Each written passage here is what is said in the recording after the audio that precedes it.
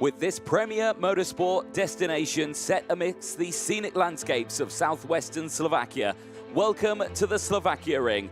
Located near the capital of the country, Bratislava is a blend of natural beauty and cultural richness. The region also boasts expansive fields, serene rivers and picturesque villages that offer a glimpse into traditional Slovak life. Whether you're here for the high-octane excitement of the racetrack or to explore the historical and natural treasures nearby, Slovakia promises an unforgettable experience for every single visitor, including every visitor here for round 3 of the Champions of the Future. We're here at Slovakia, the year of opening 2020. Lap record set in time qualifying this weekend by Junior SuperHeat with a 49.960. The circuit itself, though, superb in terms of length. It's not the longest circuit that we're going to this season, but certainly it is a fantastic one. 220 metres down the main straight.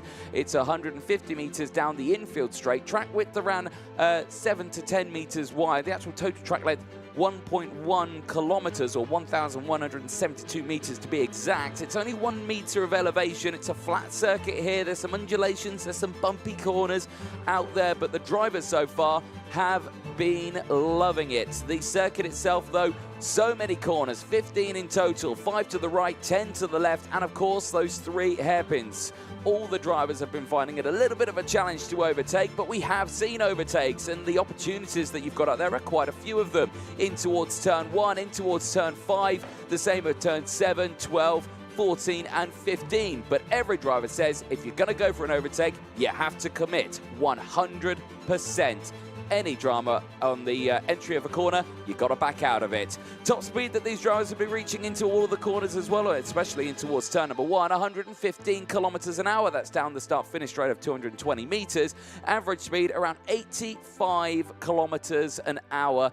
So it's a fast circuit, Andrew, but it is also a dramatic circuit. Myself, Anthony Jordan, Andrew Mather in the commentary box. Andrew, we're looking forward to this one today. We've only got 6 races, 4 of them being the Superheats, then the 2 all-important finals at the halfway point of the season, and we have new championship leaders. We do. I think the thing we've learnt about this circuit over the last 2 days is it delivers drama by the bucket load, and we've seen plenty of that across the course of the weekend. As you say, we have got championship leaders, new championship leaders in both categories. It is very, very close. We'll get on to on the details of that more as we get through. The first race of the day is in OK Junior. It's Superheat 1 or Superheat A, and let's have a look at some of the highlights from yesterday.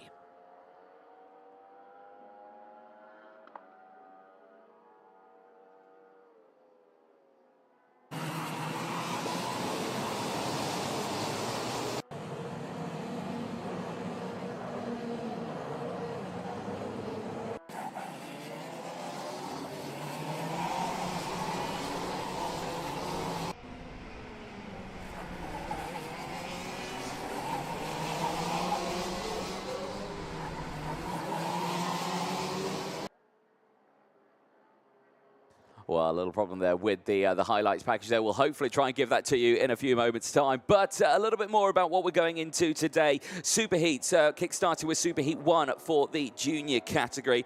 And looking at the juniors as well, Dries van Langendonk now no longer leading with the points. He's only 1 point behind. Now it looks like we're ready. Let's take you through all the highlights from yesterday of the juniors.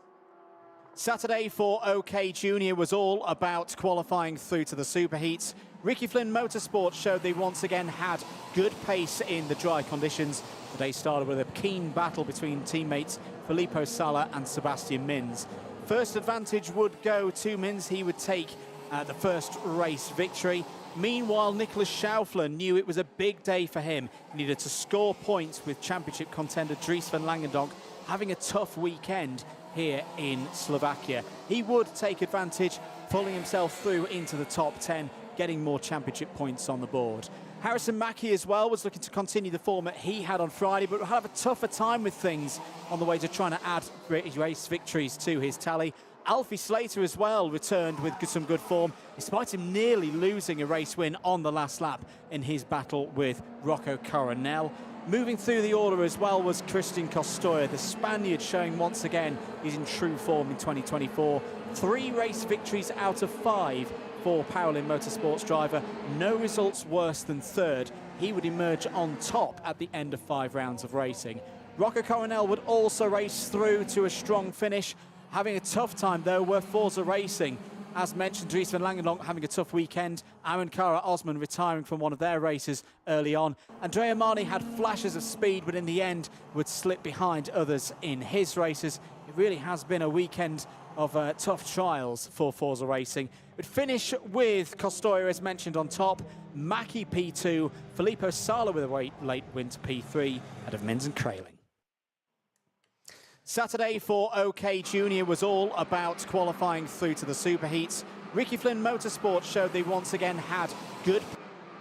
Well, it was a very exciting day yesterday. You can see with the juniors. Juniors have now made their way out into the circuit. So let's take you quickly through the starting lineup for this one. Christian Costoya starts this one on pole position. Brilliant day for him yesterday. 3 wins out of 5. He puts himself in the prime spot. Filippo Sala starts alongside. Arjen Kraling and Asher Osteen go from row 2, but Asher Osteen is missing from the grid, and that is why. That axle does not look set at all. It's bent. That, well, if it'd gone out on track with that, that'd have come off. That'd have come off. So that is a big, big shame there.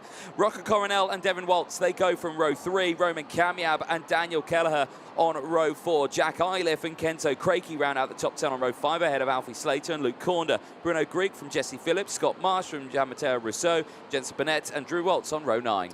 Louis Cachet and Kazaya Guma go from row number 10. Iskender Solfikari and Nikita Nikishov start on row 11. Oliver Rasmussen and James Anagnostiadis start on row 12. Arthur Huang and Xiao Sihyun start on row 13. Sebastian Letimaki starts on row 14 alongside Alex Malota. Jagrat Detroja and Bogdan Kozma Christopher start on row 15. Branislav Rentke and Talma Padilla start on row 16. Alexander Chatier and Meryl Pelder starts on row 17, and it's Remy Samchek and Paul Andriotis who start on row 18. 36 karts in the field, half of the drivers who've qualified through to these Superheats. Are we ready for a start? Away we go. Good start for Costoya into turn 1, looking clean mostly through the field. They're all on their way, Anthony, to turn 3. Yes, indeed. Well, here we go then down in towards turn 3, and Coronel looking all good there in that moment, but he's there in P3, not able to get the jump at the moment on the drivers in front. So Sala's not had the best start to this race. He's dropped down a handful of places there. He's into P5 now as he tries to get his way back up the order, but crucially, look at the start there for Christian Costoya. Has taken full advantage of that inside line in the opening stage of this race. Yeah, it just seems to be getting quicker and quicker as the weekend goes on. It's a fantastic start for Costoya. Oh, Kamiab down the inside, as you say. Kamiab on Coronel there. That was a good move from Roman Kamiab, and he's up to 3rd. Yeah, nicely done. Let's count them across the line then. It's Costoya, Kraling, Kamiab, Coronel, Sala from Waltz. Then it's Kelleher, Iliff, Slater, Craigie. Then it's Marsh, Burnett, Greek, Cochet, Zulfikari, the top 15. Biggest movers out there on the opening lap. Got to give it to Iskander Zulfikari for Forza Racing.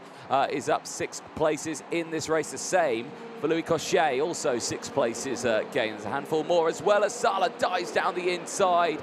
Coronel just leaving that door open just a little bit now as Daniel Kelleher goes through as well as they go wheel to wheel. Devin Waltz trying to get his wheels down the inside is not going to be able to. They're chopping thick and fast, and now Coronel's just going to get swamped here. Craigie on the outside, and it's all going wrong here. The Constantine effect kicking up here, and it's all going wrong for Alfie Slater. His rear bumper got picked up there from the Constantine ring pack going into the back of him through turn 12, but he keeps it all 4 on the circuit and maintains his position now of P9, but crucially, they've tumbled down the order and the leaders are just broken away now. Yeah, they are indeed. This is particularly not good for Rocco Coronel, who overnight emerged 3rd in the championship points. The 2 leaders, Schaufler and Van Langendonk, they come in the next race. So Coronel has got a bit of an opportunity here to make further inroads on their points tallies, but you can't do that from down in 8th place. Remember, in terms of the intermediate classifications, the points from Friday and Saturday's qualifying heats they carry over, and it's another 75 points available for the winner of this one that gets added to that tally. That was a beautiful move by Scott Marsh on Kenzo Craigie there. That was for 10th place. And again, I think we're going to see a lot more overtaking into turn 11 today. No real big rain showers overnight. The track's still in pretty good rubbered-in condition from where it was at the end of play yesterday. A bit more warm-up this morning as well. And the driver's clearly enjoying it at the moment. Yeah, certainly is. One driver will not be enjoying it, though, and that is in the form of the number 32, unfortunately, off the track and out of the race. That is Jean-Matteo Rousseau, unfortunately, for DPK Racing in the early stage of the lap. That is a big, big shame for him. And that's a real shame, considering Rousseau was inside that top 36 cutoff before this race. Will probably drop out of that now. That is probably a weekend ender for the driver flying the flag for Panama. Slater down the inside of Coronel there, gets through. Scott Marsh having a go at the Dutchman as well. Beautiful switchback there by Marsh, and he's going to take that position. Bit further up the order. Here's our battle for second place going through turn 2 now. This is Ian Kraling and Roman Kamyab. Their deficit to Costoya at the moment, just under 1.4 seconds. Interesting to see what Kamyab's going to do here. As, of course, this is a longer race. It's 13 laps, the longest one the OK Juniors have done across the course of the weekend. They'll be managing the tyres through this one as well.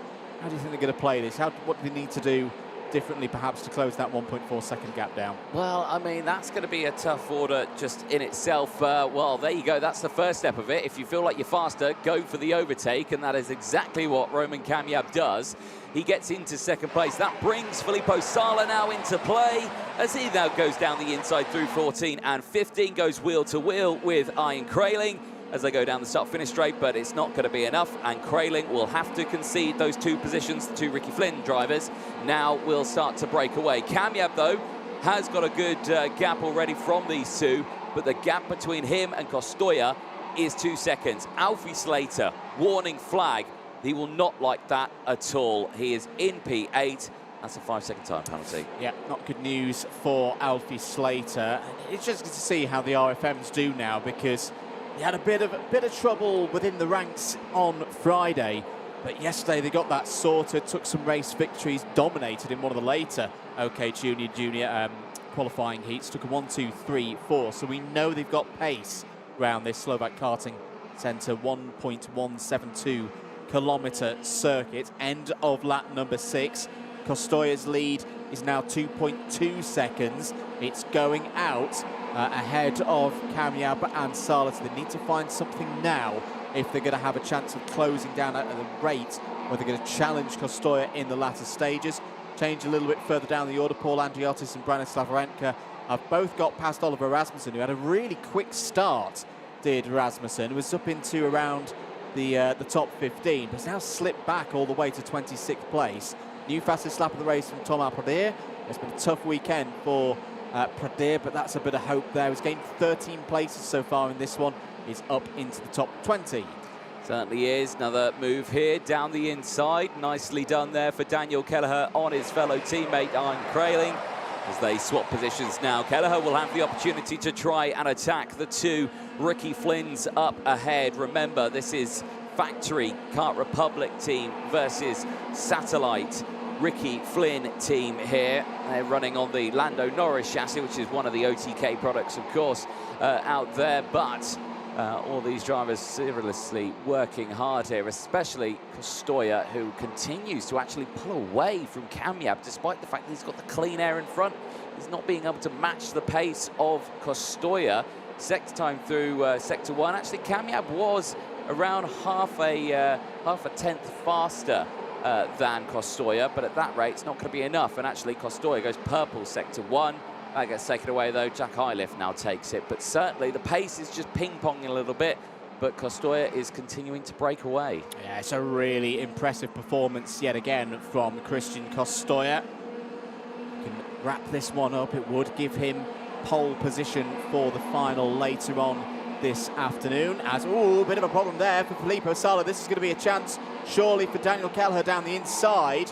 And that's one of the easiest moves I think Daniel Kelleher will have this weekend. Sala got a bit wide through sector number 2. Kelleher goes up to 3rd place now, and Ian Kraling is also followed through into 4th place. Devin Waltz having another good race.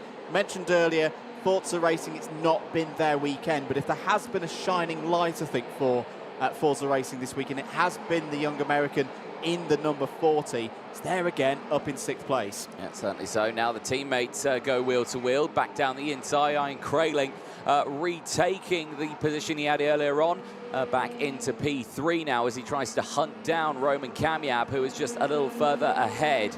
So Sala now on the back foot once more. All the work he did earlier on has been undone now. And like you were saying, he's going to have to deal with the likes of Devin Waltz, Alpha Slater, Jack Iliff, who's just jumped down to 8th place now. Slater has split the two Forza drivers apart down there. Scott Marsh still in 9th place ahead of Kenzo Craigie. Coronel's gone down to 11th place ahead of Zulfikari. It's still Jensen Burnett ahead of Nikita Nikishov in 14th place. And Koshay still there in 15th. And again, nice little change there. Jack Iliff getting back through. Yeah, and Alfie Slater getting down the inside as well with a really bold move into turn number 7. I think we're going to see a lot of overtakes in that region of the circuit here today, particularly drivers just giving a little bit of oversteer to assert their position as Kelleher and Sala go side by side through the final corner. Sala goes through, Slater goes through. There's the point from Alfie Slater to say to his teammate, let's go, let's try and break away from these. That's not a good moment at all for the number 62 of Daniel Kelleher. Has lost 5 positions there to the 2 RFMs, the 2 Forza Racing drivers, and Scott Marsh as well for Tony Kart. Yep, certainly so. The two mates again go through. Sala gets squeezed out wide onto the grass. He will not like that as he tries to defend it now from Kenzo Craigie.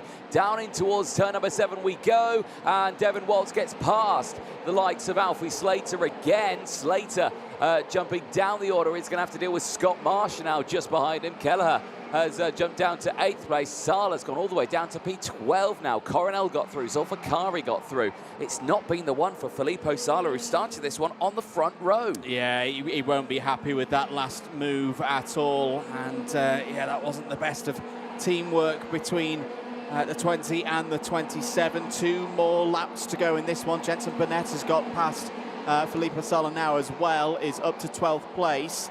Other big movers in this race, Tom Apodier has continued his drive through the field, is up to 18th. As Slater down again, that's a better one. He was a bit more alongside the number 40 of Devin Waltz there than Devin Waltz could see was coming. Very difficult for drivers on drivers left through turns 5 and 6 because there's not a lot of grip outside on that outside line, and drivers kind of just got to give it up when they've got someone down the inside or risk losing more positions. Scott Marsh got through in that exchange as well. Iskender Zulfikari up 11 spots, is into the top 10. That could be enough for Zulfikari to race through from the outside into the top 36, but that remains to be seen. Here's your race leader though, Anthony. Christian Costoya, 3 wins from 5 in the qualifying heats, followed up with a 2nd and a 3rd as well. Arguably, I think this has been his best race of the weekend so far. This has been a supreme performance. Supreme performance, and so far this will be his best round of the season as well. Val d'Argenton did not go his way. He only scored 4 championship points there. The same as Valencia. It was a goodish round, but it still wasn't a massive point scorer. But this one at the moment, 25 he got for the qualifying heats. With this win here, he will have maximum points. He will get those 25 championship points at the end of this one. Costoya takes it across the line ahead of Roman Kamiab. Ian Kraling finishing in 3rd place ahead of Jack Iliff.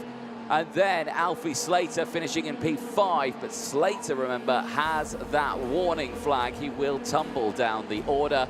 Scott Marsh finishing in P6 ahead of Devin Waltz. Then it's Daniel Kelleher, Kenzo Craigie, and then Iskender Zulfikari rounding out the top 10. But Costoya, this has been a very impressive weekend for him so far. He's certainly come of his own in this weekend. I think what's impressive is that he's getting better and better all the time. We saw this at the very start of the international karting season, that Costoya was looking strong. You know, under pressure, there were maybe a couple of mistakes here and there. He seems to have ironed those out now and is quite a force here in the junior category. There is your provisional results. Costoya from Kamiab, Kraling, Iliff and Slater, your top 5 on the road. Marsh, Waltz, Kelleher, Craig in Sulfikari, the top 10. Coronel, Burnett, Sala, Cachet and Pradir all in the top 15. James Anagnostiadis, good drive there to 16th place ahead of Nikita Nikashov, Alex Malota, Drew Waltz and Kozai Aguma. Paul Andriotis, good effort there at 15 to 21st, but that will be the end of his weekend. Oliver Rasmussen, Remy Samchek, Xiao Yun and Sebastian Letemarki in the top 25. Bogdan Kozma Christopher, Branislav Renka, Luke Korda, Alexander Chartier and Jaguar de Troja all in the top 30. Tough races for Jesse Phillips, Mel Peldes, Arthur Huang and Bruno Grick. Here he highlights good start for Kostoy. Good start for those on the inside row. There you see Luke Korda running wide. That's how he lost a number of positions. Unfortunate there for Luke Korda. He would lose 16 spots. There's the first view getting someone getting a bit close limits with the camera on the exit of turn number 2. Curious race, Anthony, for Rocco Coronel. I just wonder whether the tyres weren't quite there. He had some good races yesterday. He just seemed to slip back in this one. Yeah, I mean, he was there, but he didn't seem all there at the moment. I mean, he was racing along. He was doing a good job. He was gaining positions. He was doing what he needed. But yeah, like you say, he just slowly fell back. Again, big moment here, unfortunately, for Jean-Matteo Rousseau out of the race. Just the 2 retirements in that race. So it was a relatively calm race for all of them. There's exactly what I'm meaning. You know, Coronel, he was getting his elbows out. He was making the move, but just losing it on exits, not thinking what's going to happen on the exit here, and then just the field going through. And yeah, that's just a big shame for him. Hopefully he comes back a little bit stronger in that final. Sala as well, the same story. You know, a driver who had such a brilliant day yesterday, and just, yeah, unfortunately this one dropping back and just not having the car in the right position at the right time, I think. Yeah, it was a difficult race for a number of drivers. Alfie Slater was aggressive with some good overtakes, working well at this point with teammate Filippo Sala. And that was Daniel Kelleher losing out a number of positions. I think this was a bit of an ambitious move from Slater. A bit far back, not fully alongside. And in the end, it was a net loss for both of the RFMs with that one. Good driving yet again from Jack Arliff. A lot of that we've seen this weekend from Jack Arliff, taking that advantage and gaining 2 positions with relative ease. This is another view of it. Sala saw him coming, pulled out of the steering to make sure that there wasn't contact between the 2 of them, or significant contact between the 2 of them. But yeah, that was one where got to give it to Slater for being ambitious. He was ambitious again down the inside the next lap, but could have been more for the RFMs there. Couldn't have been any more, though, for Christian Costoya. That was a fantastic drive. He takes pole position for the final in OK Junior later on this Anthony, and is looking in really strong form. He certainly is indeed. Well, we'll turn our attention now to the senior category for Super Heat 1, and 18 laps this one, 21 kilometers. Junior Special, pole in qualifying, brilliant qualifying heats, only 1 non-victory. He was a driver who kind of snuck under the radar, but again, yesterday was a fantastic day, is what you could see in store for that one. Well, Saturday's qualifying heats certainly were an exciting one for so many drivers. And at the start of the day, unfortunately, for Bernardo Bernoldi, going out on the inside of the curb and out of the race on the wet conditions. Kai Rilart certainly took like a duck to water. He was leading the way and actually lapped some drivers 3 times in that first race, with some drivers deciding to go for slick tyres even while the rain was falling. Racing continued. Morgato took his first win of the day. He certainly had a very good start, taking the first win in the second race. Indrid Peschel certainly dominated as well, taking a win in all 3 segments of the second day of racing. Later on in the race, though, Gomez turning, Morgato all fighting, but unfortunately, BDK's Matt Corby also got caught out as he went off at turn number 3. Another one of the VDKs was Thibaut Ramicas, who slid under the radar a little bit at the start of the day, but certainly came into his own at the end. Unfortunately, more spills as Michael Adair went off at turn number 15, as well as Thibaut Ramicas and Mark Brovko going off at turn number 2. Later on in the day, though, Ramicas fighting back, getting the good results that he needed, certainly put himself up in the IC, but didn't find himself on the front 2 rows despite taking multiple wins over the course of the day. Indrid Peschel again with Mark Brovko going wide once more at turn number 2, just clipping that camera at the exit of turn 2. But again, Peschel taking the checkered flag. He would have 3 qualifying heat wins over the second day of racing. Joe Turney, again, fighting back in the latter stages of the day, really showing what the Briton could do after a bad qualifying. But this moment here with Jimmy Elias and Rillarts secured Rillarts a start on the front row. But no Montero would end the day on top. Very good stuff from the senior category. Drivers out on circuit for Superheat number 1. Let's take you through the grid for this one. On pole position, it's Jindrik Peschel, 4 wins and a 5th yesterday, or through Friday and Saturday. Joining him on the front row is Mateusz Morgato. Thibaut Ramekes, your new championship leader by 1 single point, is on row 2 alongside Scott Lindblom. Andrea Dupe and Vivek Kanthan start on row number 3. Finn McLaughlin and Anatoly Kowalkin start on row number 4. Gabriel Gomez and Elliot Kaczynski are on row number 5. They're ahead of Michael Adair and Miguel Costa. Louis Iglesias and Xavier Avramidis, they start on row number 7. Luna Flusha and Guy Albag go from row 8. And completing the first half of the grid on row 9, it's Ivo Bestetter and Freddie Lloyd. Matteo Giaccardi and Sebastiano Pavan round out the top 20 on row 10. Hugo Marti and Tobias Pascoe on row 11. Then it's Guillaume Bouzard and Santino Panetta on row 12, ahead of Marty Rittinen and Noah Wolf on row 13. Leon Brunner and Mark Brovko, who's deployed a fresh set of tyres on his right-hand side, go from row 14. Dante Vinci and Magic Konik go from row 15 and the top 30. Ian Eichmann and Aliska Babichkova, who qualified 2nd overall yesterday, or on the weekend, starts this one on the 16th row of the grid. It's not been a weekend for her. Marco Shilkunis and Jensen Graham on row 17. Stilianos Kolovos and Wojciech Trawuska going from the 18th row and the 36 kart field. Well, in this one, we didn't think that we were going to get such a consistent drive from any driver in this one, but Jindrik Peschel certainly proved us wrong in this one. Really amazing results in this pole and qualifying. The 4 out of 5 qualifying heat wins, only 1 5th place, and you know, I don't want to say he snuck under the radar a little bit, but I feel like he did, because when we were looking at the points, it didn't feel like anyone was breaking away. Indeed, I think he's really used his local knowledge fantastically, all the way from time to qualifying at the start of the weekend. But this is a different prospect. You know, you've got a lot of very strong drivers in this one. They're all hunting for one of those top spots on the grid for the final. We're ready to go here then for the OK Superheat number 1. 18 laps underway. Good start for Peschel, good start for Ramekes as well. Ramekes has already got 2nd place. Morgato's on the outside, losing positions. Finn McLaughlin's come through as well. Have they all made it through the first couple of corners? It's another good start for Peschel. Good start for Andrea Duper there as well. The Italian is up to 3rd. Well, there's green flag out at post 2, which means I think someone did go off at turn 1. I did see a glimpse of a car go up in the air, and I think it may have been Aliska Babichkova who went down the order. She is still running on the track, but I think she's dropped down even further than when she even started, so that is a big shame.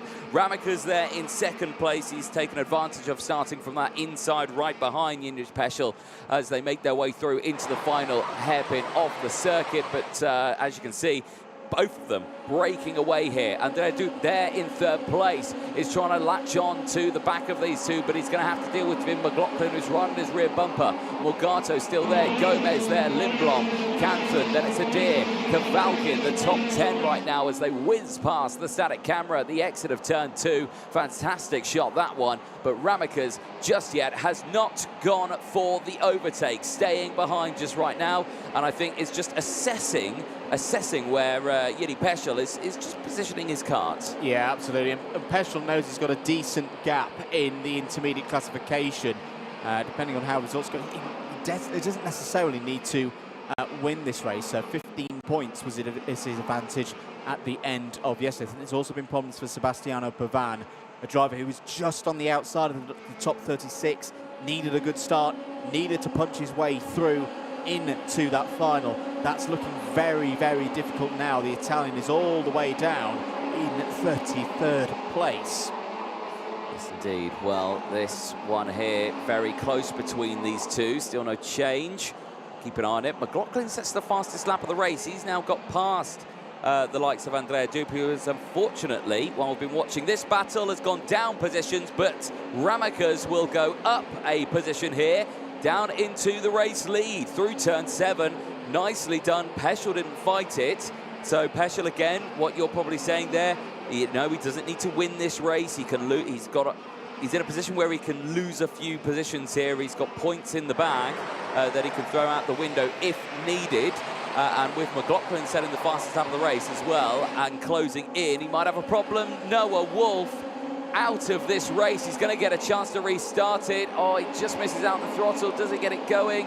It is coughing into life, and it's coughing out of life. That is it. He is out of this race.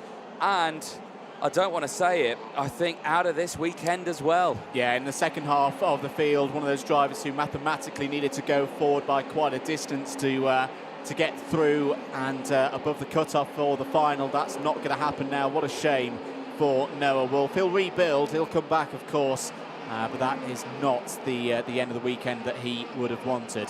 Back with the race leaders, Ramakas from Peschel. Good timing on the move again from Thibaut Ramakas. It's been one of his strengths across the course of 2024. Sensing that his teammate Finn McLaughlin was approaching pretty quickly, didn't want to get held up behind Peschel for much longer. Peschel is going with him. The gap is about 0.4 of a second. All of the top 3 in the 51.3s at the moment. Fastest driver on circuit, Anthony, continuing this very impressive first weekend at this level. Scott Lindblom, 51.129, sat there in 5th place, trying to close down the gap to Mateus Morgado ahead. Gabriel Gomez having another good run as well. Last place aside for this damage, but it's still attached. Just have a look, please, on the driver's engine side. 308. Well, 308 there, you were just seeing, well, that is Aliska Babichkova, who was in last place. And she has retired from the race now as well, so she is out of it, but clearly some damage to the side pod that may have been for the start of that race. You were seeing there overtakes just in the background, Kavalkin getting through Iglesias, Kaczynski, Michael Adair dropping down to P12 with that overtake round the final corner. A little further down in the order as well, I want to talk about some of the big moves in this one. Ian Eichmans for the Birolot Racing team is up into 21st place, 10 positions gained. Jensen Graham as well for Parallel Motorsport, 11 positions gained, is up into 23rd place. So there is some big movers out there. Keeping an eye on this one though, Ramakas not breaking away here. Peschel certainly sticking with it, and McLaughlin's not able to be attacking Peschel just yet. I was thinking with the overtake that we saw earlier on, with McLaughlin getting up to 3rd, fastest lap, I was expecting him to really close in super quick at the start of this race. But we've not seen that, and they've stayed in the same sort of positions, I think, just making their way to the end. And is that a case of a knowledge that they know they're getting a brand new set of slick tyres for that final later on? Is it just, let's just go with these positions? Maybe so, and I mean, it's a long race. We're not in the second half of it yet. Scott Lindblom's definitely pushing along, 50.897 last time around, another new fastest lap of the race for the young Swede. And now down the inside of Mateus Morgado for 4th place. Well, how about that? What a move that was from Scott Lindblom. He'll definitely have enjoyed that one. Bad news, unfortunately, for Ivo Basteda, just coming through turn 11 there. You can see the stricken power line at the side of the road. Well, there were some historics earlier in the weekend, heroics, I should say, for Ivo Basteda with that inspired tyre choice that led him from the back of the field to P2 in one of the qualifying heats. Was in a decent position, was just inside again, similar to what we said with other drivers earlier on, inside the top 36, but that retirement will drop the Polish driver outside of the top 36. That'll be the end of his weekend. Indeed. I want to have a quick update on Mark Brovko, the only driver in this field who did deploy a new set of fresh tyres on the right-hand side.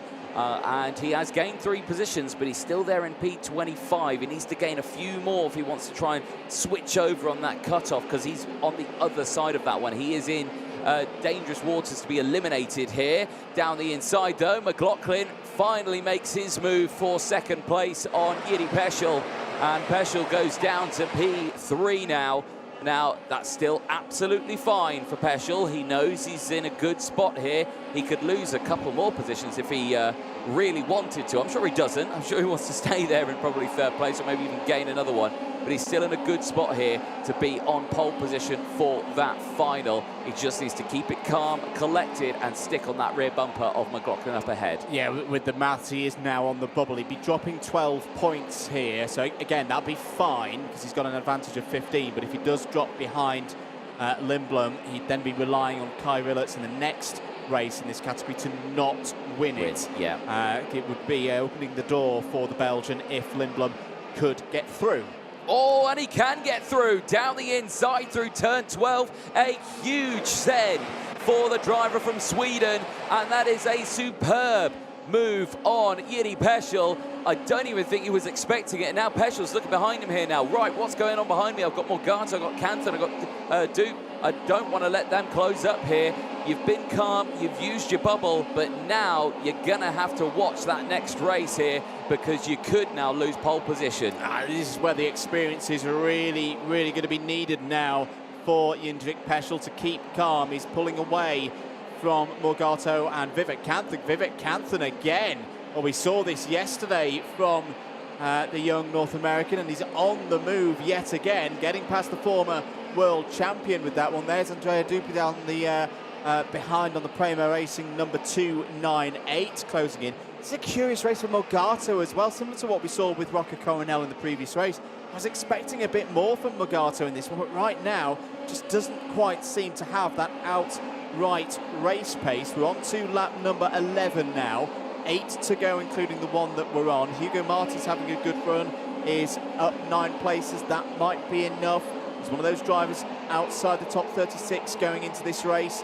A good result here, combined with some bad luck for others, could pull him into the final. Then you never know. You never know what's going to happen in the final, particularly with it being a much longer race. And we've already learnt this weekend that unpredictability is guaranteed here at the Slovak Karting Centre.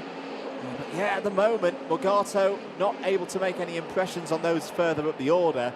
Here is a driver very much making impressions on the rest of the field. Championship leader, Thibaut Ramakas, putting scoreboard pressure, not just in terms of final intermediate classification, but championship points as well. Not the first time we've seen this kind of performance in 2024 from Ramakas in a superheat. Once again, Anthony, he's looking so calm at the wheel. Yeah, he certainly is. Only 2 positions gained in this one. He started on that second row of the grid, but really shown great skill over the course of this weekend. Ian Eichmann seeing a warning flag. That will not be well received, especially as he's made several positions up. Maybe one of those a little bit too feisty for race control's liking. Back here with the battle further down. This is for P4, Jiri Peschel. Now Vivek Kanthan starting to close in. Now Kanthan's been making some good moves this weekend. He's been finding the places to overtake. Can he keep that momentum up going into this one and, of course, going into that final later on, because he's in prime position to be in a good spot for that final in this one. But again, just needs to keep his head on here and focus on where he wants to get these overtakes, because some of the overtakes he's been doing have been absolutely spot on. Some have been a bit, oh, that didn't work out. I think, yeah, particularly earlier in the weekend, but what's impressed me with Kanthan is how he's learned. He's learned from his mistakes, and that's always good to see. Post 5216, contact on 300, warning 216, please. Well, there we go. Contact there. That confirmation of why we're seeing that warning flag. So for Ian Eichmann. So yeah, just confirmation that yeah, one overtake too many, I think, for Eichmann's, and yeah, it just ended up in a bit of contact there. Well, race going on to lap number 14 of 18 now. Ramakas still leads the way by 1.2 seconds ahead of Finn McLaughlin. Lindblom still there in third place as, oh dear me, that's not gone well at all for Wojciech Trawuska. Unfortunately, the driver of the 301, that nose cone's dropped as well. You could see it bobbing up and down, so even if he finishes the race at the back of the field, he's going to get another 5-second time penalty on top of that one. Yeah, that's a real shame for Trawuska, who's one of the wild cards here this weekend. We're back with the battle for second place. Finn McLaughlin and Scott Lindblom. It's been a real roller coaster weekend for Finn McLaughlin. Had difficulties in time qualifying. Not just him, many drivers had problems with traffic in timed qualifying, such as the nature of this circuit. Took a win in the damp conditions. Now there is quite a significant amount of damage to the front bumper, to the front fairing there, right in the centre, Anthony, of the 274. Hope there's no further ramifications there for Finn McLaughlin's sake. Yes, indeed. Well, he'll have to be careful here, but he is pushing along. Very nicely done for Finn McLaughlin over the course of this weekend. He has had a race win. Again, a driver who snuck under the radar a little bit here in the wet conditions. He stuck on a set of slick tyres in the mid-pack, was able to keep it on the track in the middle of it with all those drivers on wet tyres, and then all of a sudden track dried, and then he shot right to the front. So inspired driver as well. But again, just keeping an eye on him. The second day for him, though, yesterday, was a day that was just filled with 8 places. You know, 8th place, 8th place, 8th place in all 3 of his qualifying heats. He liked P8, but I think he'd like something a little bit better here. Yeah, he did manage to get some championship points on the board with that performance, though. You're absolutely right, Anthony. He'd love a few more here. I tell you what, Vivek Kanthan now is all over the back of Jindrik Peschel. This could be the opportunity for others, such as Kai Rillards, to snatch pole position away from the Jindrik Peschel here for the final. Let's see how those points work out in due course. We've seen already this weekend, Kanthan is not afraid to have a move on any of the drivers out here in the senior category. About to complete lap number 16. Thibaut Ramekes still comfortable out front, 1 second clear of his VDK Racing teammate Finn McLaughlin. Peschel digging deep now, just holding that gap a moment ahead of Kanthan. It's around a quarter of a second. Yeah, certainly so. Well, I think Peschel's at that sort of stage now where he's thinking, I need to focus now. I can't lose anymore because I'm really putting the ball in the other court now and thinking it's not going to be in my hands anymore. I'm not controlling this weekend if he drops any more positions. Lindblom, though, doing a good job. He is piling on that pressure to McLaughlin. Still, sector 1 times, a little bit faster for Lindblom. Sector 2, it was a personal best for McLaughlin, so McLaughlin's retaliating here, but because the track is so tight and twisty, and actually quite short as well, the lap here, you're seeing the gap stay relatively close here. Back onto the start-finish straight, we go on to the final lap of the race. Ramekes leads the way by 1.2 seconds. He has really impressed me this weekend, Thibaut Ramekes. Not some good results. He had P10, P6, P4, so he's gradually got better and better and better, and then at the end of the day, yesterday, 2 qualifying heat wins. He's done exactly what he needs to do, really come strong here. It now leads the championship by just 1 point ahead of Zach Drummond, who came into this weekend leading the intermediate classifications and the championship points, but only scored 9 points versus the 15 here from Thibaut Ramekes. But into the corner here as action further back as Kanthan's trying to attack Peschel. Peschel's held it off. Ramekes, though, at the front. He'll see the checkered flag. Nicely done. The Belgian puts himself in a really good position for that final and championship points as well. He might extend it even more ahead of Zach Drummond. But Drummond is out in the next Superheat. Let's see what he can do. But Ramekes on top here in the Superheats. Absolutely superb drive from Thibaut Ramekes yet again. Easy to forget, this is a driver who's still in his debut season in the seniors, of course, but he continues to go from strength to strength. 75 intermediate classification points for Ramekes in that one, and another one too for VDK Racing. This time McLaughlin there in second place, following up the result that Ramekes and Matt Corby got yesterday. Scott Lindblom strong again there in third place. Jindrik Peschel P4, Vivek Kanthan completing the top 5. Dupe, Iglesias, Kvalkin, Kaczynski and Costa complete the top 10. Mateus Morgado down in 11th place. That is not what I expected at all there in that one, Anthony. Gabriel Gomez P12, Hugo Marti up 8 spots to 13th.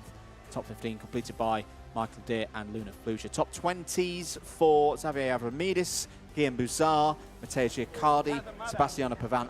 God, what a shame for Sebastiano Pavan. Trouble on lap 1, clearly had the race pace, to race through, got up to 19th, but I think he's just going to miss out on making the final this time round.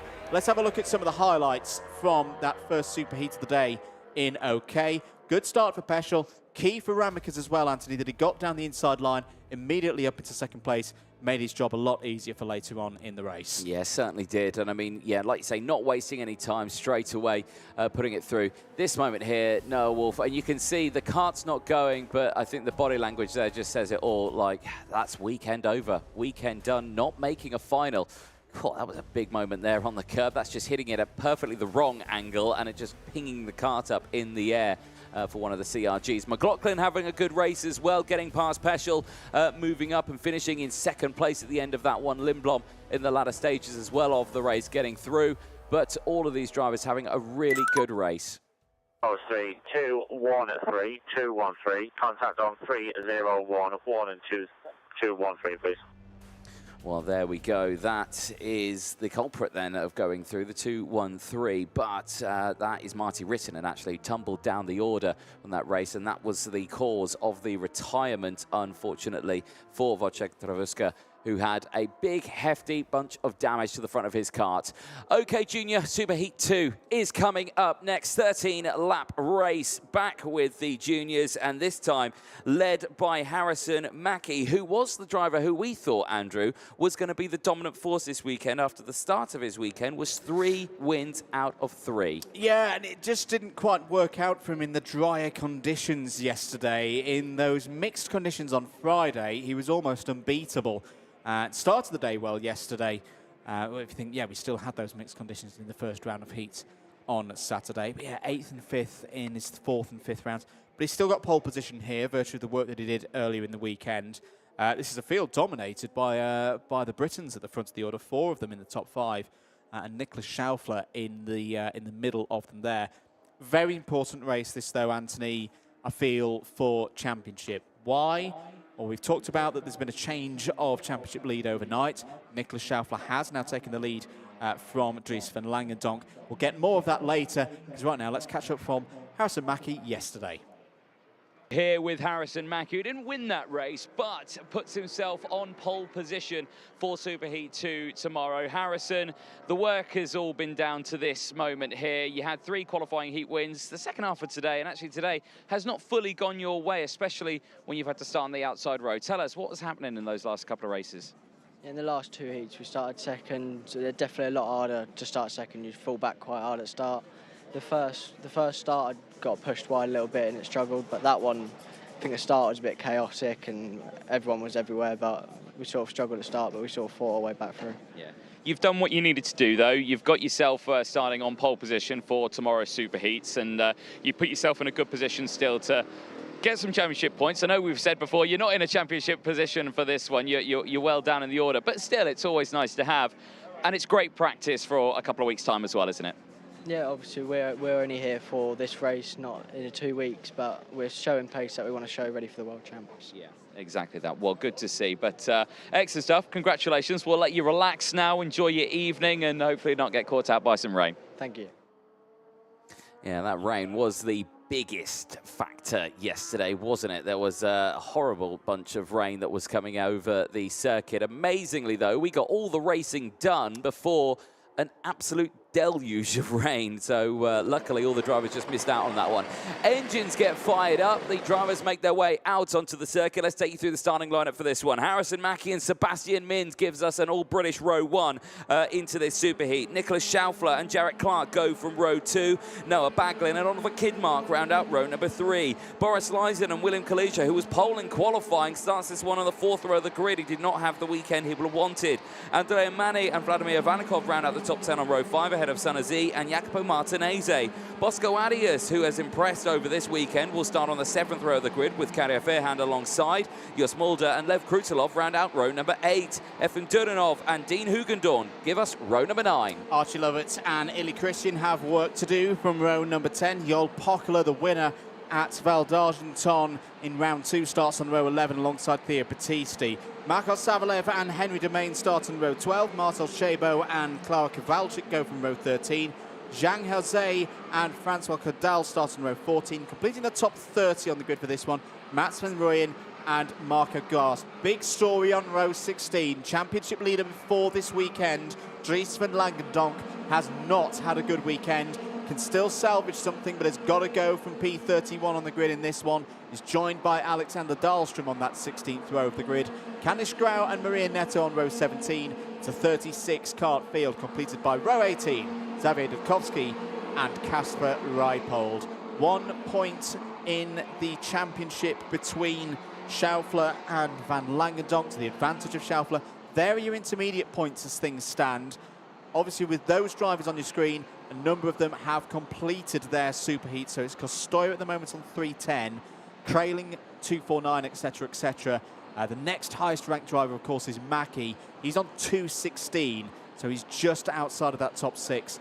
But just to obviously shoot back in there and get a decent result in this one. But that story of Schaufler at the front, this is a massive opportunity for him, Anthony, championship-wise, to get a bit of a gap on Dries van Langendonk.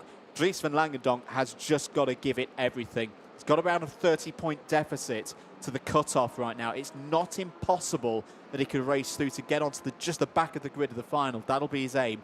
But he's got to have an almighty race. He's got to be getting something like 20 positions at least in this one.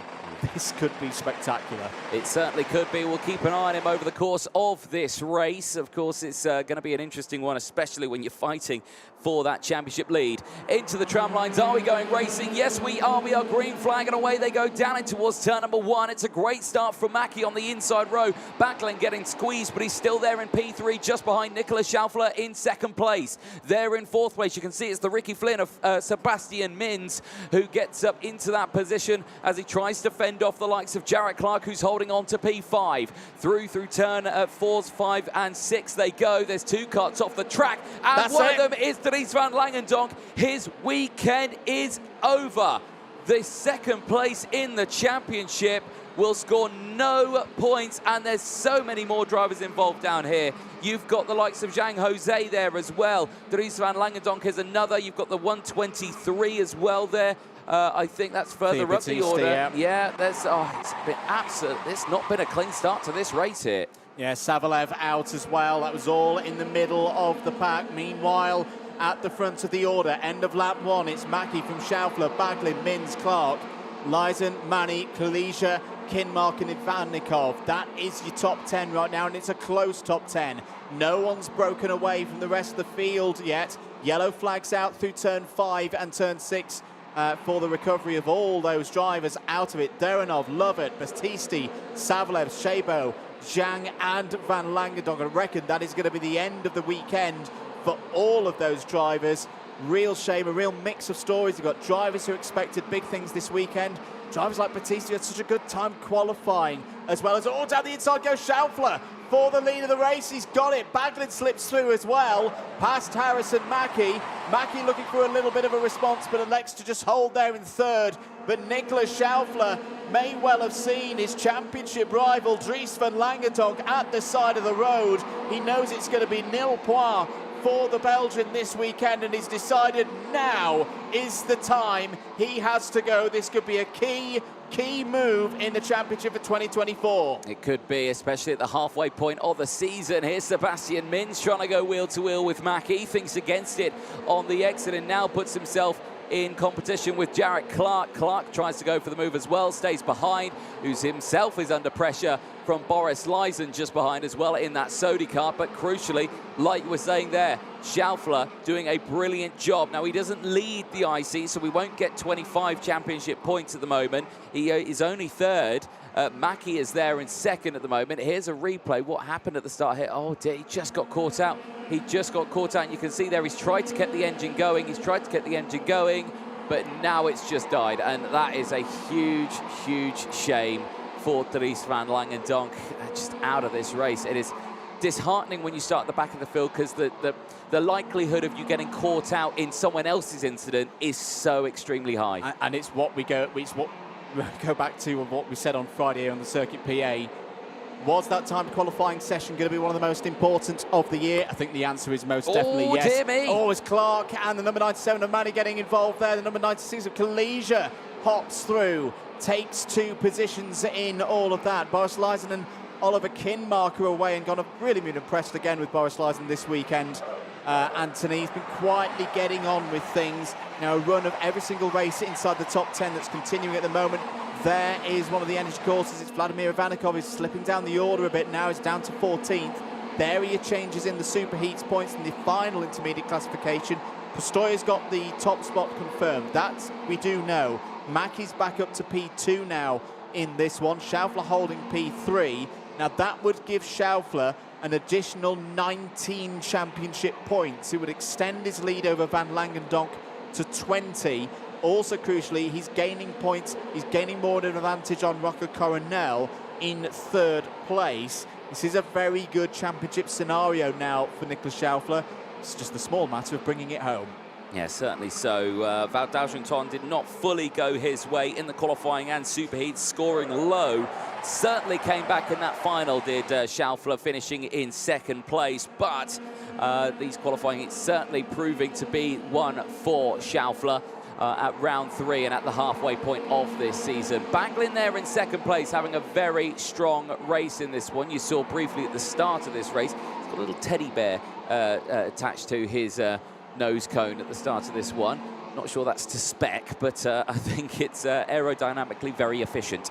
Further down the order here, though, Boris Lyson, big check over the shoulder to see Oliver Kinmark there in the Koski Motorsport kart, trying to find his way through, but not able to do so. Kalisha just behind as well. Andrea Mani, who's just set the fastest lap of the race, is there currently in P8. He's dropped down just that little bit. Martinez just behind, ahead of Dean Hugendorn in the top 10. Joel Pokela, the winner at Val d'Argenton. Very strong performance from Joel Pokela, but at this one, currently sitting in 11th place and is a potential, maybe, dark horse going into this weekend as well. I mean, yeah, it's a curious scenario. This is almost a bit of a repeat of what we saw in France, that on the Sunday, the number 76 has started to come alive. He's one of those drivers just on the outside of the cutoff. Started this one from 11th on the 11th row of the grid. Again, a gain of around 10 positions in this one. That with a bigger distribution of points in this one, that's the kind of effect that you need to push your way through into the final. And he came from a way back in that final last time out as well. So, yeah, you never know for the driver there in the number 76. Could there be a little bit of a surprise yet again? We're on lap number 7, about to complete lap number 7 into the second half of this one. That's a move down the inside from Collision that's not quite worked. Martinez takes advantage of that to get 2 positions for the price of 1. Martinez up to 7th place. Schaufler's lead is 1 second to the nearest 10th. Baglin P2, Mackie there in 3rd once again. Mackie at the moment set for the outside of row number 1 for the final. It's been a strong performance again. And I've got to say for Noah Baglin, Baglin's weekend did not start well. Had a disqualification. He's responded in a really, really good manner. The moment he's set to be on the 3rd row of the grid for the final. But more crucially, I think he's got the race pace now that he was eluding him earlier in the weekend. No, exactly, and that's a really good starting spot for him as well in that race. Granted, he started on the 3rd row of the grid on the inside for that one. He will be starting on the 3rd row again if he stays in this position, of course. I don't think he'll gain any more positions if he takes a race win. Actually, no, I think he would. I think he would bypass Sebastian Mins. He would go up into 5th. So that would actually benefit him just that little bit as we go with the outside camera at turn number 2 as they whiz past. It even sounds good as well when they go past, doesn't it?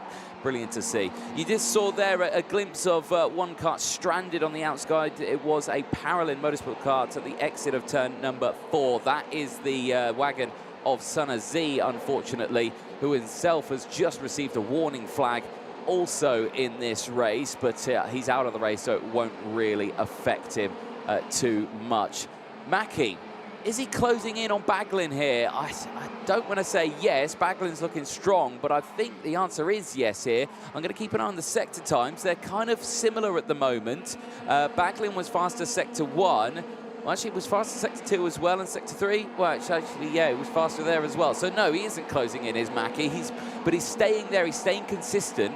The gap's just keeping the same. And where would Mackie put himself? on the front row, but on the outside, he's in a good position still for this final. And he's had practice starting from there earlier in the weekend as well, which could be very valuable. It didn't go well when he started on the outside, did it? So clearly, it's not all gone his way for the start of that one. And when he did drop back, he did really drop back. And that's where he got the 8th and the 5th place from, is when he started on the outside of row 1. So in the final, is that maybe a bit of future predicting there? But we've seen before, though, that Harrison Mackie, one of the things that's impressed both of us so far this season is Boris Lyson down the inside of Sebastian Mins. That's for 4th place.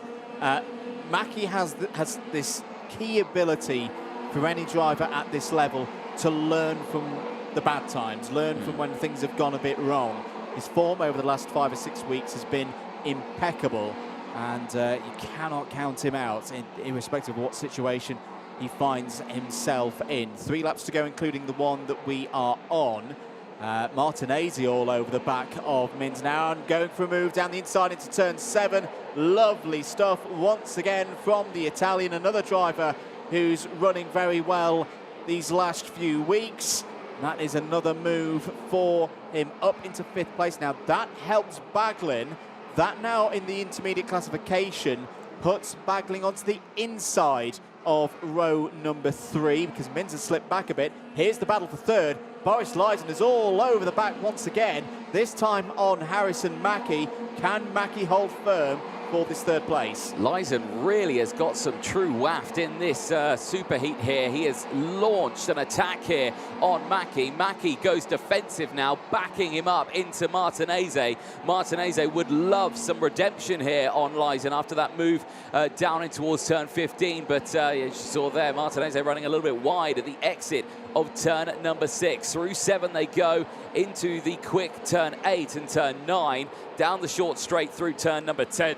Very easy to run wide here, and we have seen overtakes through there, but nothing this time around. And yeah, there you go, Mackie really hugging it to that inside line, backing them up into each other and thinking, right, you can go for it here. But now they go 3 wide on the exit of turn 15 as we go on to the final lap of this race. Mackie controls 3rd place, but for how much longer? Lyson makes a mistake. He looks to the inside, and Martinez gets through into 3rd place. Superb drive. Jacopo Martinez is now up 10 positions on this one. Mackie needs to be careful here. He could lose out. A bit of contact, and through goes the likes of Sebastian Mins. Lyson's had a disaster. He's tumbled down the order as the rest of the field go through. Kinmark to the inside, and now the 97 of Andrea Mani gets through on all of them. They sneak past. It's all kicking off here, and all the meanwhile, 3 seconds further up the road, Nicholas Schaufler has no idea this is happening. He will cross the line, and he will certainly help himself out. He'll start on the 2nd row of the grid for the final in P3. Where are the rest of them going to finish? Baglin finishes in 2nd place. Martinez holds on to P3, and it's Sebastian Mins who gets 4th place. But my goodness, was that a busy final lap? That was a very busy final lap. Mackie does indeed hold on to his front row spot, but wow, he'll have his heart in his mouth after that one, I'm sure. Great drive from Noah Baglin as well, onto the 3rd row of the grid for the final. But it's Schaufler who takes the 2nd superheat in OK Junior, and with real importance as well, extends his championship lead with that. Provisional result, of course. That should be 19 championship points for Schaufler for being 3rd in the final intermediate classification. No points for Dries van Langendonk, and no place in the final for the former championship leader. He retired, one of many retirements in that race. Schaufler from Baglin, Martinez, Mins, Mani, top 5. Mackie, Collegio, Kinmark, Pokler, Chris in your top 10. Hugendorn, Clark, Arias, Domain, Lyson, top 15. Ivanikov, Van Rooyen, Furhand, Reipold, Mulder in the top 20. Other finishers: Rao, Garst, Kurdle, Neto, Dahlstrom, Dudkovsky, Kritelov, Kovalchik, and Zhang retirements for Sun, Durinov, Lovett, Batisti, Savalev, Shabo, and most important of them all, Dries van Langendonk. No points at all from any of the point stages here in Slovakia, but plenty for that young man there. Nicholas Schaufler for DPK Racing your race winner, and in a really, really strong position. And I think he'll like starting from third in the final. I think he certainly will as well. Here's some of the highlights from that one. Mackie starting from pole position, looked to be in control in the early stages of this one. Everyone just slotting through, the concertina effect kicking in. Disaster, though, would strike at the start. Post 4, opening lap. 44 on the outside, turns across the front of 98, and spins himself, and then causes carnage behind. Well, then, that showing then that Archie Lovett was called there for the driver involved in that incident as the one that potentially causing that incident as well. So, big shame for the rest of the field. But yes, for Drisan Langendonk not making the final, that is the biggest thing, I think, from that. The positives, if there can be any positives, we've seen how things quickly can change here this weekend in Slovakia. There's still a round to go. It can just as easily swing back the other way, but definite work to do in the last round of the season for Dries van Langenhog. Race, of course, continued for Superheat number 2. Good race for Noah Baglin. Boris Lysen making the moves as well. At this stage, was rocketing through the field. That was him going past the number 26 of Sebastian Mins. Jacopo Martinezzi also on the move. The Italian would, in the end, finish third in this one. It really kicked off here on the final lap. Harrison Mackie trying to hold on to these positions that would give him the front row start for the final. Boris Lysen who would lose out most. And there again, you just see there's no grip at all out on drivers left through turn number 5 and 6. And after all that hard work from the Sodi kart driver, he would finish P15. Andrea Mani down the inside of Kinmark as well. Very close quarters racing throughout the pack here. Positions being gained left, right and centre. But no trouble for Schaufler. Another race victory for Champions of the Future 2024. And he puts himself in a very strong position for the final later on this afternoon. He certainly does. He is yet to win a final this season as well, so I'll be curious to see what he can do. Next race, though, coming up, and it's the last superheat of the day for the senior category and for us in its entirety. Only the finals will be next after this one. 18 laps again. You can see the cleanup operation just underway. And, well, for this one, Kai Rilot has a really, really strong opportunity to start this one on pole position, Andrew. After the result that Yidi Peschel had in that previous one, he's in a good spot. But let's hear what we had to say from our pole sitter. P1 for Superheat number 2 tomorrow, Kai. A brilliant day. Yeah, positive day. I think I'm thankful for the whole team for all the hard work they did. It's been a tough few races, but I'm happy to be back in the front. We had a good day. We had a bit of rain, a bit of dry. We showed the speed in both, so I think for tomorrow it's looking good. Talk me through the thought process behind that race and the tactics and trying to keep Morgato at bay there in that one. Yeah, I knew that the guy in first was too far ahead of me in points, so I was like, I have to focus on Morgato. He's the only one I have to keep behind to make P1 in the Superheat 2. So that was the main focus for this race, and not to win, and for sure not to crash. How do you deal with that as a driver? Is to say, because you had Joe Turney coming through, you had Jimmy Elias coming through, they weren't a threat to you in terms of intermediate classification. What goes through your mind when you've got those disruptors, as it were, around you in your race? Yeah, I just didn't want to crash, make sure I bring it home.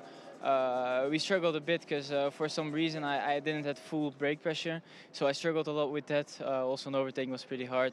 So I was like, just keep it on the road, keep Morgato behind, and make the best out of tomorrow.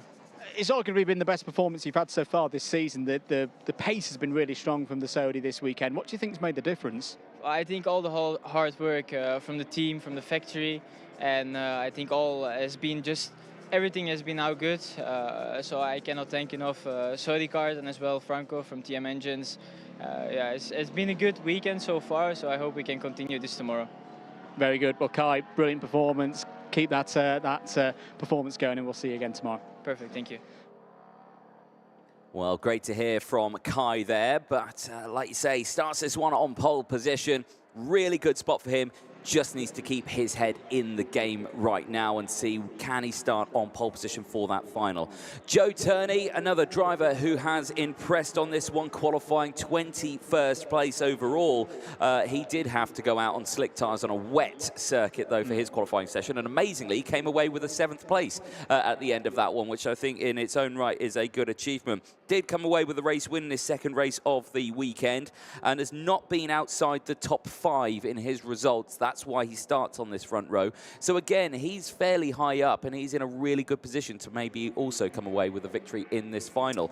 Noah Montero as well. His last race of the day ended in a victory, his only victory of the weekend after qualifying 2nd overall. Yeah, it's been some really good pace for the Kart Republics this weekend, as we have a little quick view of some of the action on the full circuit here at the Slovakia ring. It's risky doing that. I'm a huge fan of motorbikes as well, and I could see there that one of them was a BMW, so I'm a big fan of them. But back to karts. Here we go. Here's a parallel. This is more interesting. Zach Drummond, who starts this one on the 2nd row of the grid, 38th in qualifying for the driver who was leading the championship going into this weekend. Yeah, I'm really intrigued to see what Zach can do from this one, because as you say, that another one of the drivers who had a tough qualifying, but has clearly got a good bit of race pace. No result worse than 8th so far this weekend.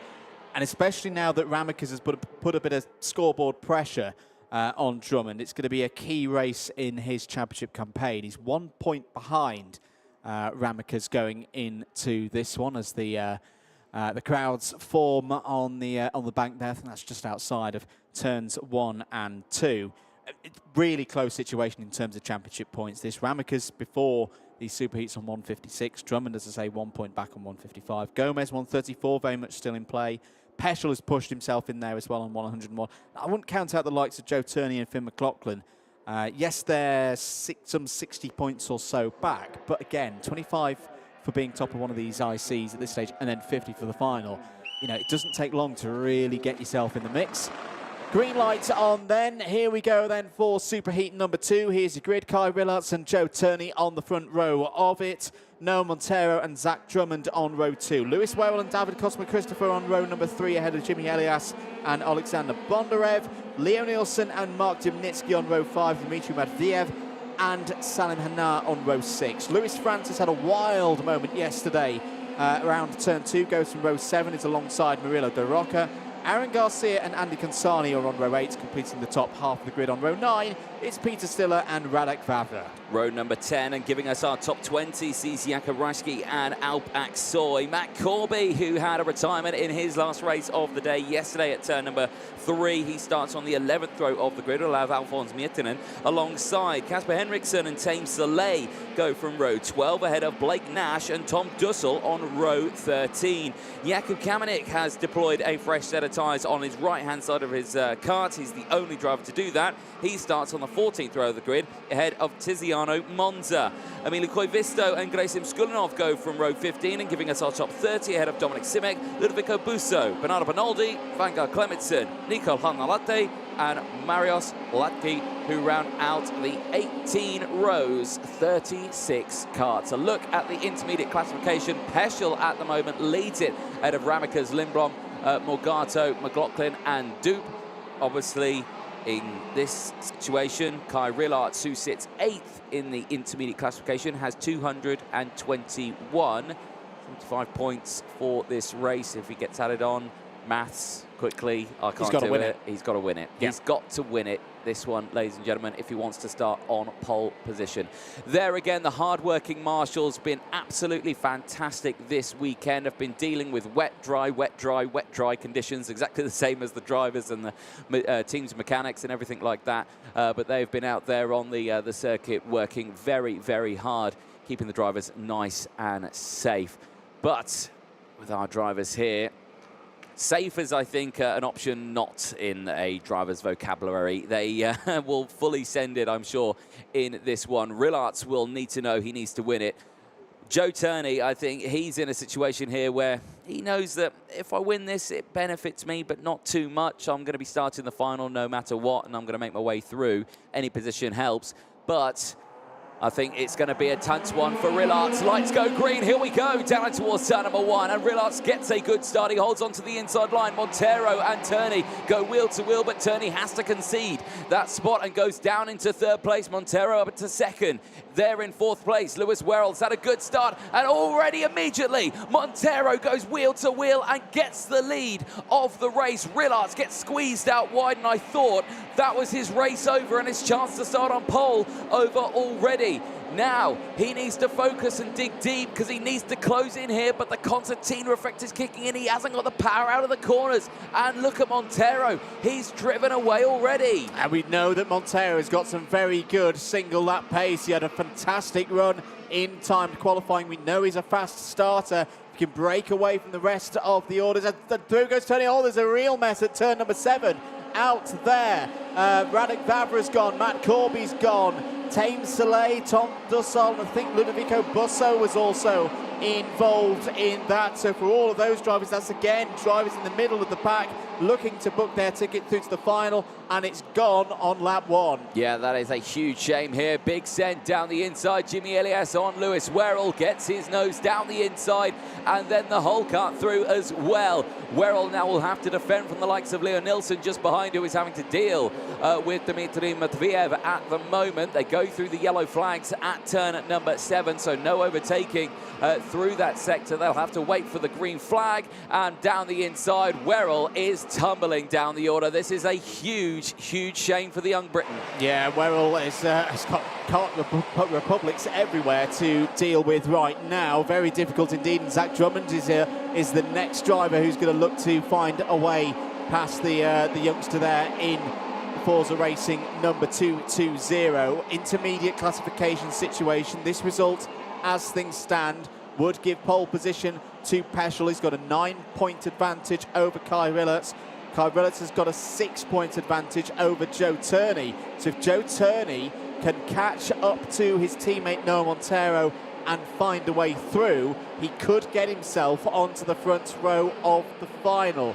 But that's going to be easier said than done, because Noah Montero, he's had a good weekend. Some difficulties at times, got caught out with a tyre choice earlier on at the start of Saturday. But when he's been on it, he's been a very, very hard prospect for the rest of this field. How's Zach Drummond getting on? Well, at the moment, he's not in the top 8 in terms of intermediate classification or in this race. So in terms of championship, it would be Thibaut Ramekers extending his lead. It would be 17 points for Ramekers, virtue of 4th place in the intermediate classification. Looking good for the Belgian, but still plenty to be decided in this one. Keep an eye out on Jimmy Elias as well in this race. We've seen a lot of overtaking from the Frenchman this weekend. He's a little bit further back in terms of the championship, 20th place in the championship at the start of today. But he's definitely the kind of driver with that aggression that we love to see from there in the 253.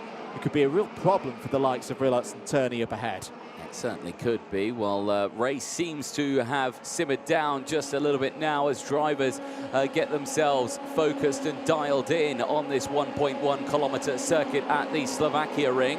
And still Montero leads the way ahead of Joe Turney as they whiz past the camera at the exit of turn 2. A fantastic shot, a real sense of the speed these drivers can carry around that turn. And that is right next to the pylon that is there on the circuit. It's very similar to the likes of Rye House, but we won't compare this track to Rye House. This one is a little bit nicer, I would both say. very technical circuits. They're both very, very technical circuits, but this one doesn't have a dinosaur theme park right next to it. Right, Montero leads the way, though, still ahead of Turney. Here, though, Dmitry Matviev having a good race. He's got the likes of his teammate Lewis Francis just behind, Werrell just behind them as well. I think Werrell needs to gain some positions here, and that is exactly what he's about to do. He sends it back down the inside of Lewis Francis, and Francis just goes, fine, all right, go. Just keep going, don't defend. Let's see what we can do in the next few stages of this one. Lewis Werrell through turn 2, where he had that wild moment yesterday, clipping the grass and nearly making having a visit with the camera there at the exit of turn number 2. 50.874, new fastest lap of the race. That's some nice race pace from Selim Hanar. Hanar is currently in 10th place, just got ahead of his teammate Alexander Bondarev. We're on lap number 6. So Zach Drummond, one from the back of this group, there in 9th place. Still looking good to pick up some championship points, but it's just not quite been on the outright pace that we've seen from Drummond earlier on in the season. Just trying to save a little bit for the final. Front end setup of the kart so important around here. Just noted again there, Drummond not able to take as tight a line as some of the others through turn 15. Might be having a bit of a struggle there with the handling. Yeah, it might be so. I mean, it is a long stage this weekend. These are the same slick tyres they'll have used over the course of timed qualifying, all of the qualifying heats, and of course now these super heats. So they do get a little bit of strain over the course of them. Like we were saying, only one driver deploying a fresh set of tyres on the right-hand side, saving them for this race, and that is Jakub Kamenik. Now, where is Jakub Kamenik? He is up 12 places into P15. Now, what does that mean? Does that put him in a good spot here to potentially get through to that final? He's going to need some other misfortune for others, but he's definitely going in the right direction. You think he's only just in the top 36 from the combination of these two races, these two superheats. I think you need a bit more margin than that, getting up towards the top 10. If Kamenik's going to be comfortably through and into the final, but still got a good number of laps to go. We're on lap number 8, 9 laps to go in total. Down into turn 7 go the drivers. Competitive racing here. Yeah, certainly so. Well, Montero still holds on to it. He is still breaking away from the rest of the field. There you're still watching the battle between Joe Turney, Kai Relax and Jimmy Helias, and I think Helias is going to go for a move. No, he stays behind. Replay here. Post 5, opening lap is a report 264, contact on 307, force on 307 into a spin. So contact there for 264 apparently. Now I'm looking at my screen here. It's going to be Kamenik. It will be Kamenik, won't it? So, and he's still in this race, so that will mean he will receive a little bit of, I think, attention from the stewards after this race. Salim Hanan now with the fastest lap of the race, of the Prema Racing team. Good to see that Salim Hanan is fighting fit back out onto the track. Yesterday had a bit of a bump out on the circuit, ended up retiring from the last race of the day and walking a little bit gingerly, like a bit hurt and a bit of pain. So good to see that back out. Now we're going to see the dive down the inside from Jimmy Elias through past Kai Rillarts at turn number 12 and says thank you very much to the Belgian as he moves down to P4 now. And what does that mean for Joe Turney? Well, it means now they're joint on points, but because Rillarts out-qualified Joe Turney, Turney still sits there on the second row of the grid. It's all down now to Leon Nielsen here, if he can try and close in, but the gap is, well, it's a little bit, but it's doable, I would say, for Leon Nielsen.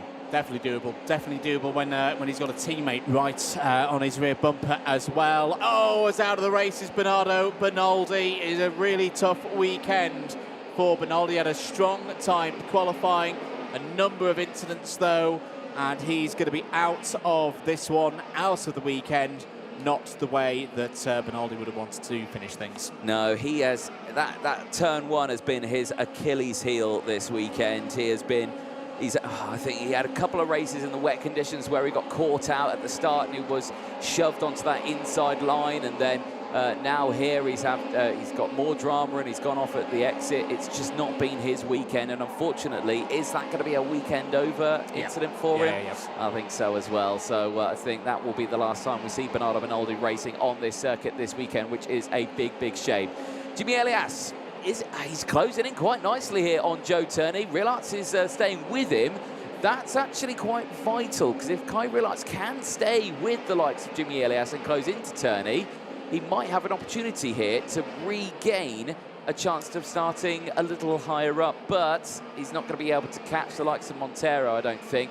There's a look at the points that the drivers will gain from these positions they are in. As you can see, Montero will gain 70 intermediate points ahead of Joe Turney's 69, then it's Jimmy Ellis' 63, and so on down the order. But for all these drivers in this one, it's just a case of gaining those positions as much as you possibly can.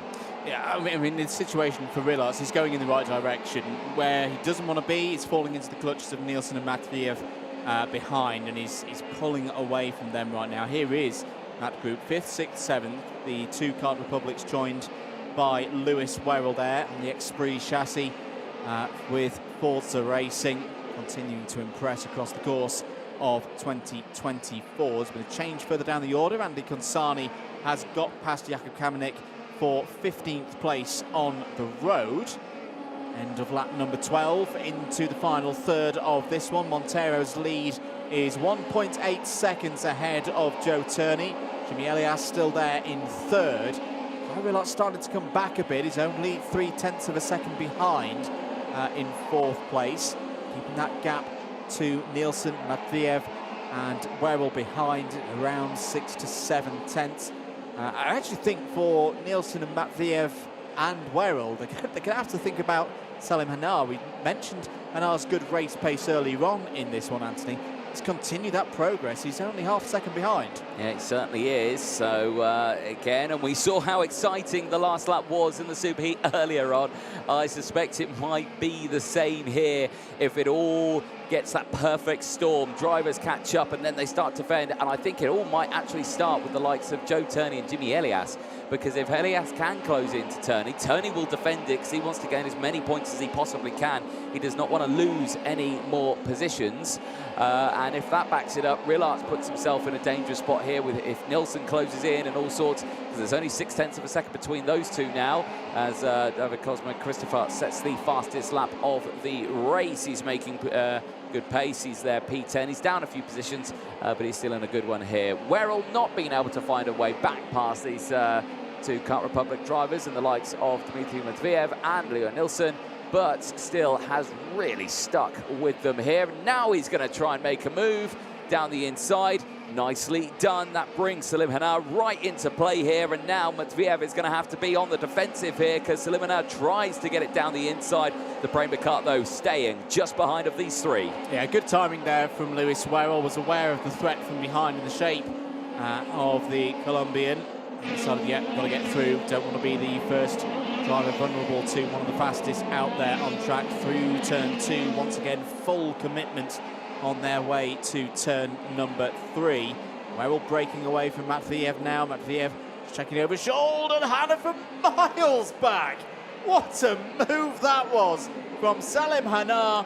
Full send, licked the stamp, and got it to its destination of P7. Yeah, nicely done there for Salim Hanar, I think. Again, Matviev was just not ready for that one. Was, I think, committed to the corner. And as well, it's happening further back as well. Down the inside, David Cosmo Christopher getting past Lewis Francis, who goes down to P10 now. So there are position changes happening now in this latter stage of the race. As Tiziano Monza unfortunately sees a warning flag. I suspect that's probably going to be his weekend over as well. He's not had a good one this weekend at the Slovakia ring. Right, eyes on Montero. He still leads 1.8 seconds further up the road from Turney. Well, Jimmy Elias has not closed in. The gap is still around 1 second now between Elias and Joe Turney. I think that is going to stay the same. I don't think we're going to see any change there. Rillards is in 4th place. He's really going to have to be careful about Leo Nilsson and Lewis Werrell behind, though. If he loses one more place, he loses out on a front row start. Yeah, he does, but he's got a decent gap over those two drivers behind. I'll tell you what else about Montero with this performance. He's going to like where he's starting on the inside, row 3, 5th on the grid. Do something from there. Remember, he's starting on the second row of this one. Let's have a little look at a replay. Number 38, contact 242, 38242. Well, there you go. Confirmation there. Drivers being caused out. Warning flags for the 238. That is why we're seeing that warning flag for Grayson Skulinov. Unfortunately, he will see that one, but that is a big shame. Back to the live pictures here now. And it's still no change here between these two. They are staying line astern.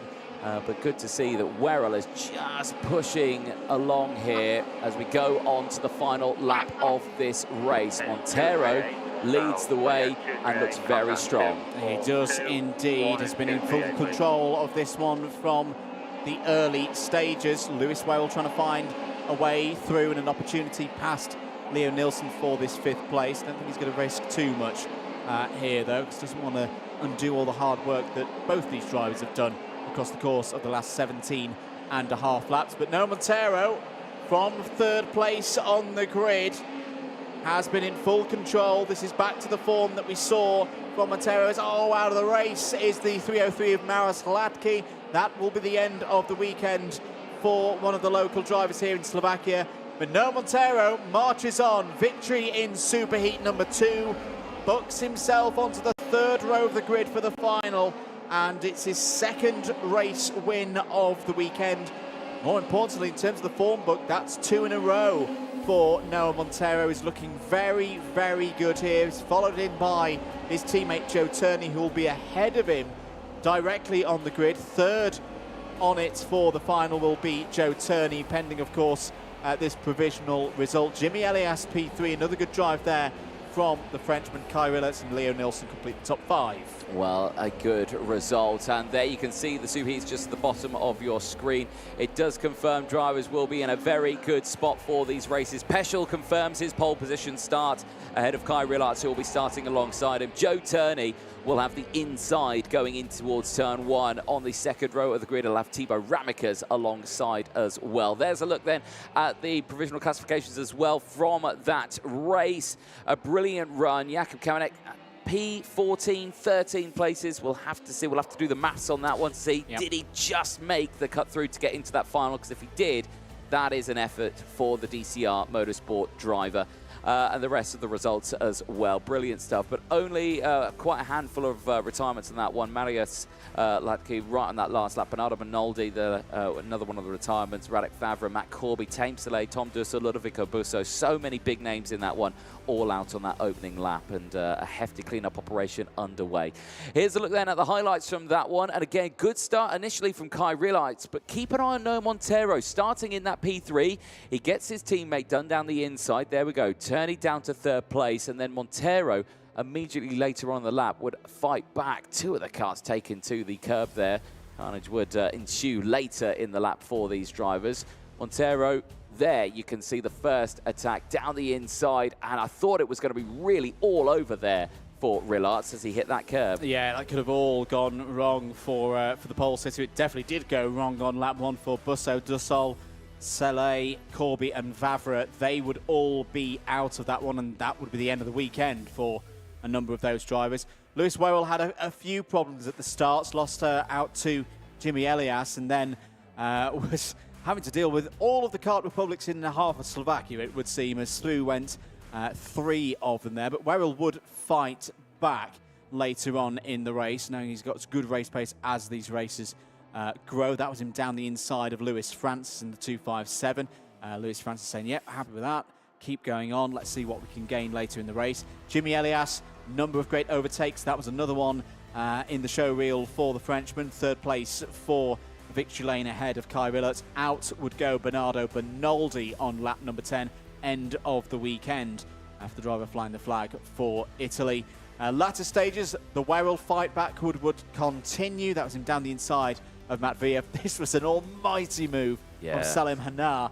Got to give respect to Matviev as well. Gave him racing room. Hanar was on the edge, but in control all the while, and that was a good move for 7th place. Was indeed. Bogdan Cosma Christopher also gaining those moves on his fellow teammates. That the last retirement of the race. Maros Hladky, unfortunately, out of this race and out of the weekend. Montero, though, taking the win across the line. A superb effort from him. Puts himself up 5th in the intermediate classification. And crucially, that means championship points awarded in that order as well. Well, that brings us the end of the Superheat phase of the weekend. We'll be heading to the lunch break now. And again, for the ladies and gentlemen viewing on YouTube, this broadcast will end here. There'll be another brand new broadcast for the final, so make sure you check that one out. If you're watching on Facebook and motorsport.tv, do stay tuned. We'll be back in around an hour's time, hour and 20 minutes time for the finals. They kickstart at 1 o'clock live here at the Slovakia ring. the senior final at 20-2 as well. So make sure you set your alarms. I've been Anthony Jordan, Andrew Mather joining me in the commentary box. We will see you in just over an hour's time.